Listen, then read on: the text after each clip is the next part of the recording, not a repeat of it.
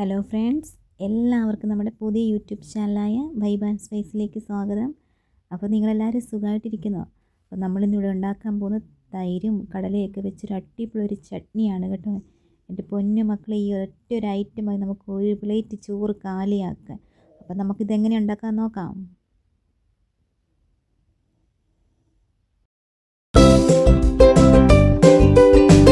അപ്പോൾ നമ്മുടെ ചട്നിക്ക് ആവശ്യമായി 1/2 കപ്പ് കടല ഞാൻ എടുത്തിട്ടുണ്ട്. ഇനി അതിലേക്ക് 15 ചെറിയ ഉള്ളി, 3 പച്ചമുളക്, 5 വെളുത്തുള്ളി, കുറച്ച് തേങ്ങാക്കൊത്ത്, ഇത്രയും എടുത്തിട്ടുണ്ട്. അപ്പോൾ ഇനി നമുക്ക് ചട്നി ഉണ്ടാക്കാൻ തുടങ്ങാം. അതിന് വേണ്ടി ഞാനൊരു പാൻ അടുപ്പി വെച്ചിട്ടുണ്ട്. നമ്മുടെ പാൻ നന്നായി ചൂടായി വരട്ടെ. ഇപ്പോൾ നമ്മുടെ പാനൊക്കെ നന്നായി ചൂടായി വന്നിട്ടുണ്ട്.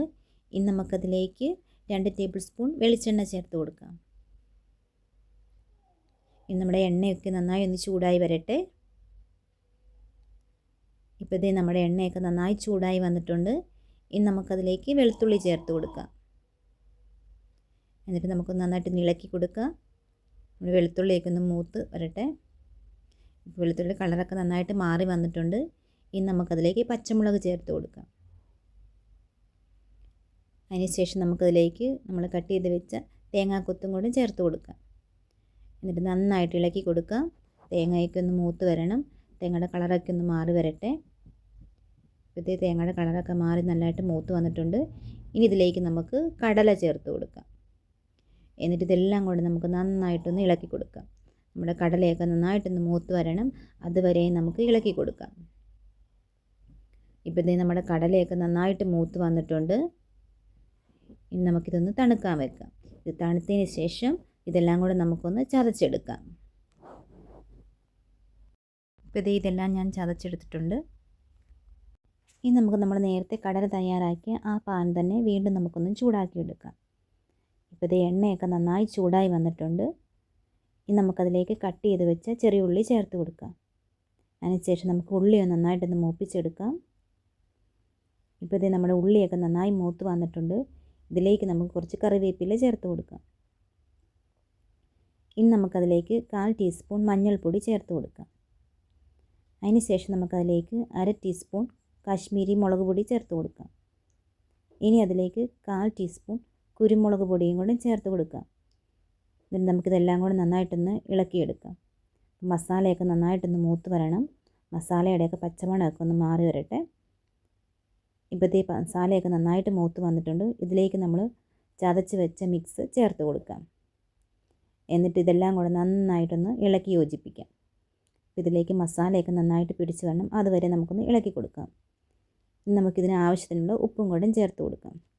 എന്നിട്ട് വീണ്ടും നന്നായിട്ട് ഇളക്കി യോജിപ്പിക്കാം. അപ്പോൾ ഇതിലേക്ക് ഉപ്പൊക്കെ നന്നായിട്ടൊന്ന് പിടിക്കണം.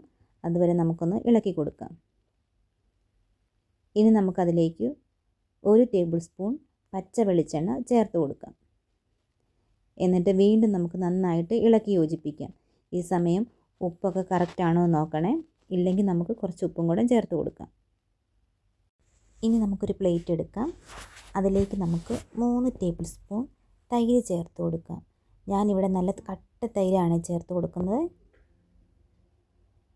ഇനി നമുക്ക് ഇത് പാത്രത്തിലേക്ക് ഫുള്ള് സ്പ്രെഡ് ചെയ്ത് ഇങ്ങനെ കൊടുക്കാം. ഇതുപോലെ ഫുള്ള് സ്പ്രെഡ് ചെയ്യാം. ഇനി നമുക്കിതിൻ്റെ മുകളിലേക്ക് നമ്മൾ നേരത്തെ തയ്യാറാക്കി വെച്ച മിക്സ് മുഴുവനും ചേർത്ത് കൊടുക്കാം. ഇപ്പോഴത്തെ ഞാനിവിടെ മുഴുവനും ചേർത്ത് കൊടുത്തിട്ടുണ്ട്.